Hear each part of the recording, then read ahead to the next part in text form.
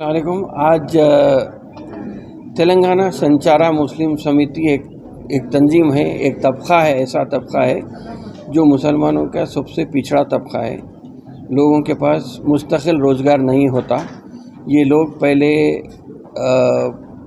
बंदरों के साथ या रीछों के साथ या जानवरों के साथ करतब करते थे, लेकिन आज फॉरेस्ट एक्ट के बाद ये चीज़ नहीं हो पा रही है, तो ये लोग दूसरे प्रोफेशन में चले गए हैं। मिसाल के तौर पे इन्हीं का एक तबका है जो पत्थर फोड़ने वाले हैं या पत्थर फोड़ने वाले बिरादरी से तबका ताल्लुक़ रखते हैं। बाज़ लोग हैं जो अतर बेच लेते, बाज़ लोग हैं जो दुकान में जाके धुआं देते, और ऐसा ही रमज़ान में या उरस के टाइम पे दरगाहों के पास जो करतबबाजी होती या कोई दूसरे काम होते, इनफॉर्मल सेक्टर में ये लोग अपनी ज़िंदगी गुजार रहे हैं। और चूँकि समाज के बिल्कुल निचले तबके से आते हैं, इनकी मदद करने का एक बेड़ा उठाया था समझिए मैं, कि कोशिश ये थी कि इनको अपने जो भी प्रोफेशन है उनका उसी में पहले तक़वियत देने के लिए, एक ताकत पहुंचाने के लिए आज मशीनों की तक़सीम अमल में आई। मैं ख़ुद इनकी बिरादरी से मिलने के लिए परगी गया, वखारबाद डिस्ट्रिक्ट में, खम्मम गया, जनगांव, करीमनगर गया, और निज़ामाबाद में भी इनके तबके के लोग मिले। बहरहाल हर तेलंगाना के हर ज़िले में ये लोग यहाँ पे मौजूद हैं। तो इनके मिलने के बाद ये एहसास हुआ कि किस माशी तकलीफ़ के साथ ये लोग ज़िंदगी गुजार रहे हैं। इनको अगर हम ताकतवर बना सकते हैं तो कल इनके बीच में से जैसा ज़मीन के कई मीटर नीचे हीरा तपता है, वैसा ये लोग भी आज तक कोई फ़ायदा ना मिलने की वजह से ऐसी ज़िंदगी गुजार रहे हैं। तो इन्हीं को अगर हम ताकतवर बनाते हैं तो इनमें से कोई ऐसा आदमी निकल सकता है जो कल के दिन हीरे की शक्ल इख्तियार कर सकता है। तो यही सोच के हम सोचे कि इनको खुद रोज़गार से उनके ही प्रोफेशन में लगा देंगे। तो मुतालिबा ये हुआ था कि परगी में तकरीबन एक 400 लोगों का मजमुआ था। वहाँ पे बातचीत करने के बाद ये बात आई कि वहाँ एक टेलरिंग सेंटर अगर खोलते हैं तो ख़ास तौर पे ख़वातीन के लिए फ़ायदा पहुँच सकता है। वैसा ही जो तुर्का का शुलू जो बोले, और उसमें क्या है उर्दू में संग तराश जो लोग हैं, वो भी काफ़ी लोग इस पेशे से जुड़े हुए हैं। तो उनमें भी हम सोचे कि मशीनों को तकसीम करेंगे ताकि वो दूसरी अपनी जगह पे, अपने मुकाम पे जाके वो काम बखूबी अंजाम दे सकते हैं, अपनी मैशियत को सुधार सकते हैं।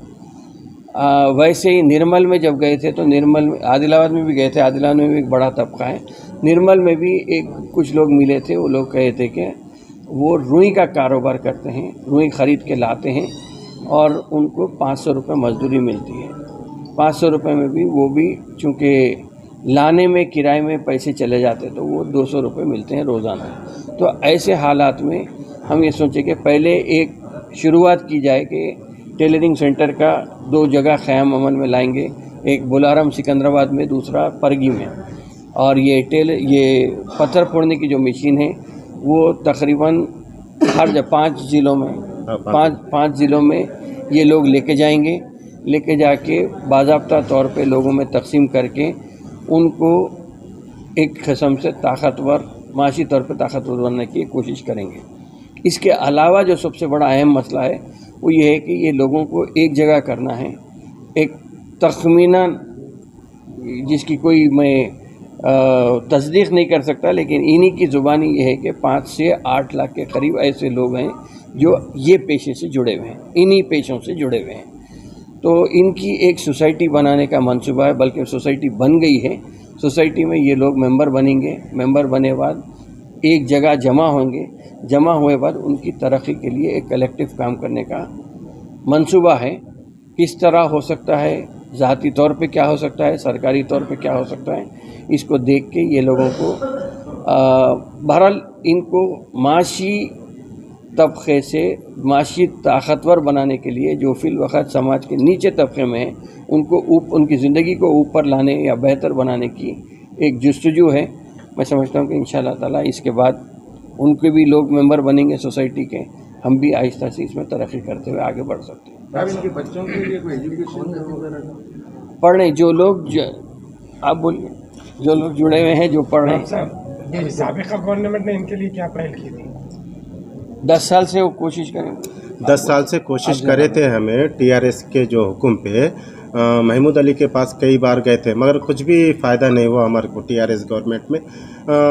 ہمیں اسد اکبر صاحب کے پاس بھی گئے تھے, مطابل کرے تھے مگر ادھر سے بھی کچھ ہم کو کچھ بھی مدد کی نہیں آئی, کچھ سوچ بھی نہیں ہے ادھر سے.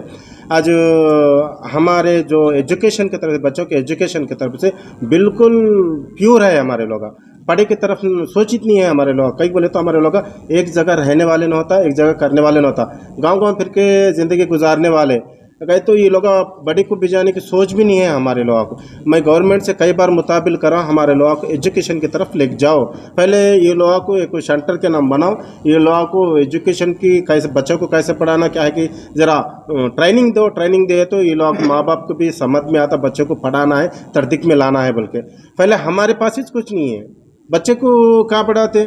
اب کئی لوگ پڑھا کے بھی کچھ نوکری نہیں ہے, کیا بھی نہیں, پھر وہی کام کر لیتے جا رہے. اب وہ پتھر مارنے والے میں تھوڑے لوگ انٹر بھی پڑھ کے ڈگری بھی پڑھ کے نوکریاں نہیں مل رہے, پھر کیا کرو وہی پتھر کا کام کو جا رہا.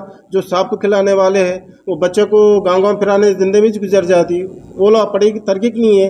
یہ تو کئی مسائل ہمارے اس میں یہ گورنمنٹ کے نظر میں لے آنے کی یہ 10 سال سے کوشش کرے مگر ہم ناکامیاب ہے. کہیں تو ہماری طرف کوئی دیکھا نہیں, پکڑایا نہیں. اب جو امیر علی خان صاحب ہے, ہم ملے تھے, بات چیت کرے صاحب سے, صاحب ہماری حالت ایسی ہے, ہماری معاشری حالت ایسی, کچھ آپ ہمارے کو ایک ذریعہ بن کے ہمارے کو آگے بڑھاؤ, ہمارے کو ایک راستہ دکھلاؤ. بول کو ہم صاحب کے پاس آئے, الحمدللہ اللہ کا شکر ہے وہی کام ہمارے کو صاحب آگے لے آتے بھی, وہی راستہ دکھلانے کی کوشش چل رہی صاحب کو.